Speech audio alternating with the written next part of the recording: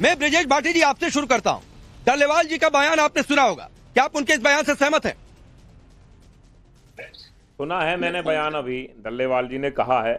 ऐसे बयान तो बीजेपी के नेता भी दे रहे हैं।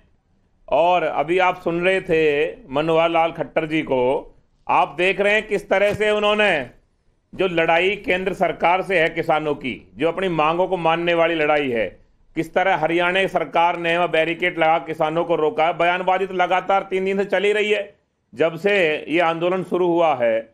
और सच बात है, हम अपने अधिकारों को मांगने आ रहे हैं। और प्रधानमंत्री, देश के प्रधानमंत्री नरेंद्र मोदी पूरे देश के प्रधानमंत्री हैं, किसी एक व्यक्ति के नहीं है। तो हमें प्रधानमंत्री से सवाल पूछना पड़ेगा, हमें उनसे मांग करनी पड़ेगी। क्या ये दिल्ली किसी एक व्यक्ति की है? ये दिल्ली सबकी है, ये दिल्ली किसानों की भी है जो दिल्ली कूच कर रहे हैं। लेकिन जिस तरह से दूसरे देश की सीमाओं पर, बॉर्डरों पर जो बैरिकेड लगाते हैं, जो पत्थर लगाते हैं, उस तरह देश के किसान को रोकने के लिए लगा रहे हैं, तो ये कोई अच्छी मानसिकता नहीं है सरकार की। आप इसको समझिए राकेश पांडे जी। आप ब्रजेश भाटी जी, आपके जो सवाल है, जो मांगे हैं, उनके साथ हैं।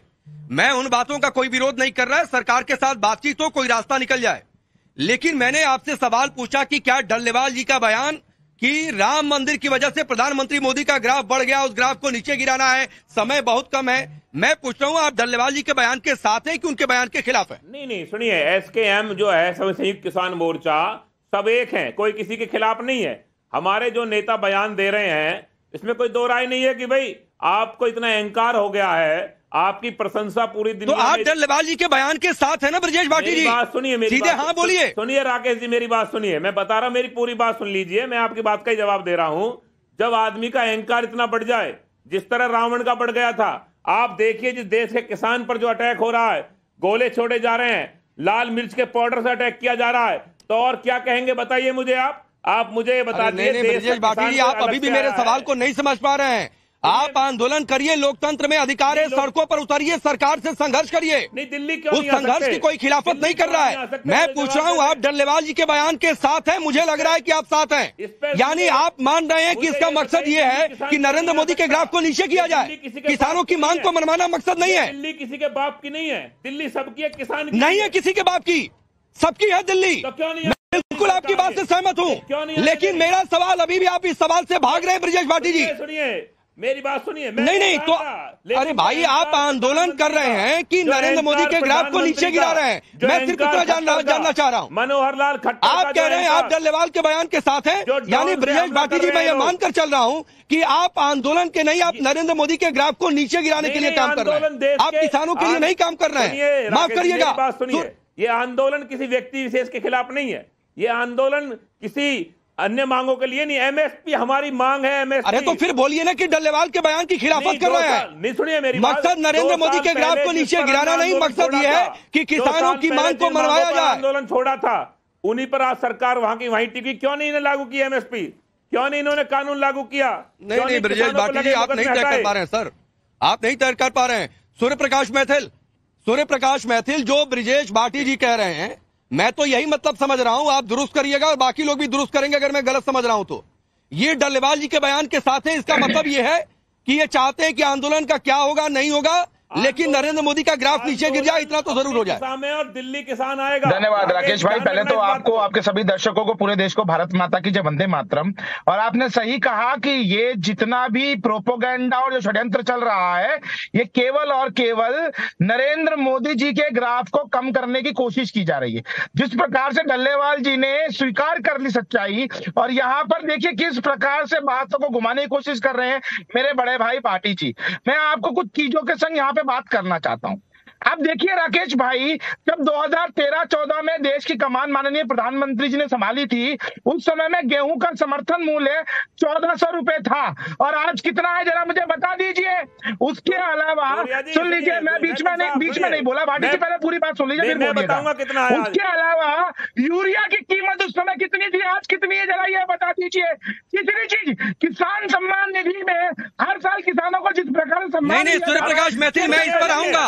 आप सुनिए ना, फसलों की कीमत पहले क्या थी, अभी क्या थी, एमएसपी की लीगल गारंटी देने में सरकार पर कितना बोझ, कांग्रेस ने कैसे मना किया था जब उनकी सरकार थी, मैं इस पर आऊंगा, वो बातचीत बाद में। इसीलिए मैं पहले वरुण पुरोहित के साथ नहीं गया, मैं इस देश के किसानों के साथ हूं, इसलिए पहले उसकी बातचीत कर रहा हूं। इससे पहले उसकी बातचीत कर रहा हूँ। केपी सिंह जी, डल्लेवाल जी ने जो कहा ब्रिजेश भाटी उसके साथ है, मतलब सीधा सा ये है कि ये चाहते हैं कि नरेंद्र मोदी का ग्राफ पहले नीचे गिरे, बाद में देखा जाएगा क्या है किसानों की मांग। प्राथमिकता इनकी है नरेंद्र मोदी के ग्राफ को नीचे गिराना। देखिए, नरेंद्र मोदी जी अगर अच्छा कर रहे हैं तो उनके ग्राफ को कोई नहीं गिरा सकता। जब जो खेती किसानी से जुड़े दो महान हस्तियों को भारत रत्न दिया गया है, चौधरी चरण सिंह जी एंड आपके डॉक्टर स्वामीनाथन जी। अब मुद्दा ये है कि जब चुनाव आ रहे हैं, इसमें सरकार और किसान नेता क्या कर रहे थे। जब प्रोटेस्ट छोड़ा था पहला वाला, तो कुछ मांगे रह गई थी, बीच में भी चर्चा का माहौल बन सकता था।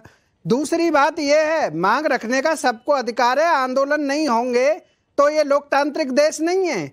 लेकिन जिस तरीके से आंदोलन में गुलेल या पत्थर अगर पुलिस पर फेंके जाते हैं तो वो किसान नहीं हो सकते। किसानों की जो मांगे हैं, डॉक्टर MS स्वामीनाथन आयोग की रिपोर्ट 2006 में कांग्रेस के समय पेश हुई। उसके बाद लगातार किसान आंदोलन करता रहा। 2014 में इन्होंने भी वादा कर दिया बीजेपी वालों ने कि स्वामीनाथन आयोग की रिपोर्ट लागू करेंगे। पूरे देश के किसानों ने पूर्ण बहुमत के साथ इन्हें सत्ता दी। उसके बाद भी स्वामीनाथन का आज भी प्रश्न है।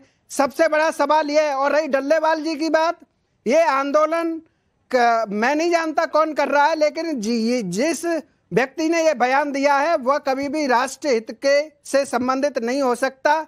मोदी विरोध, मोदी ग्राफ, ये पॉलिटिकल बातें हैं। ठीक है, और सुनिए नहीं, इसमें एक और एंगल है, एक और एंगल है केपी सिंह जी और सोरेन प्रधान, उसी एंगल को लेकर मैं आपके पास भी आ रहा हूँ।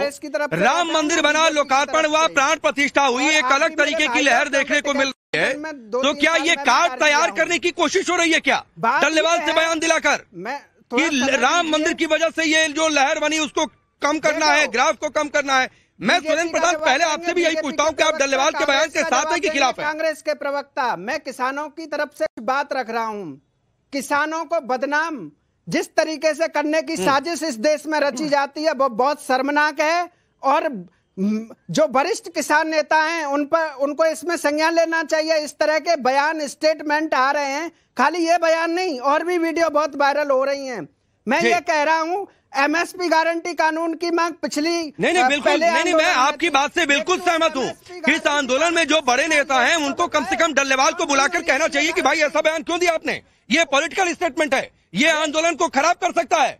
ये खराब नहीं है, देश के किसान की छवि खराब हो रही है इस तरह के आंदोलनों से। जो लोकसभा चुनाव की में जाके सोरेन प्रधान हमारे साथ है क्या?